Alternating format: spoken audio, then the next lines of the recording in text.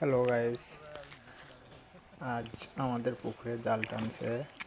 তো দেখা যাক কি মাছ এখানে পাওয়া যায়। জালের ভিতরে যে বড় বড় মাছগুলো নড়ছে, তো মনে হয় অনেক বড় সাইজের আর কি মাছ হবে। তো আমরা মাছের জন্য অপেক্ষা করছি, শেষ পর্যন্ত না টানা পর্যন্ত কি পরিমাণে মাছ আছে।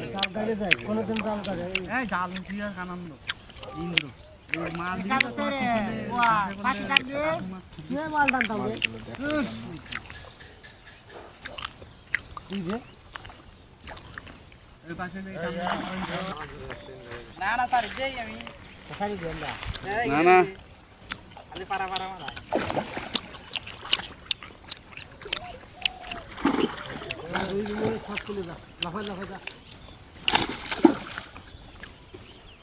দেখার জাল যত টানছে তত মাছের আনাগোনা বাড়ছে। তো অনুমান করা যাচ্ছে যে মাছ যেন বাইরে না কার্পু 2-1 কার্পু সব কুলি টন মাছ হবে। জানো তো বুঝছি কেন এটা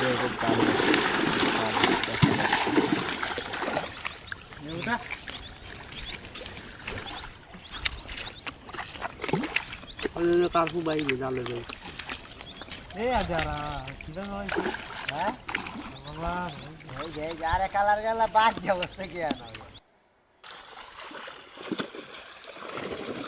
এখানে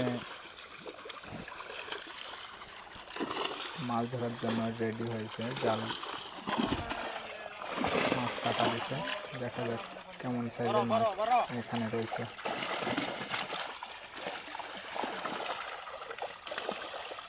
এখানে আপাতত মূলত মাছ বাছাই করা হচ্ছে যে কোন ধরনের মাছগুলো বেশি চাহিদা, সেই ধরনের মাছগুলো আর কি আমাদের ভাইরা নিবে।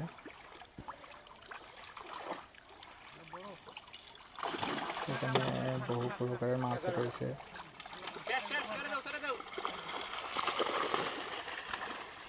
আর আপনাদের যদি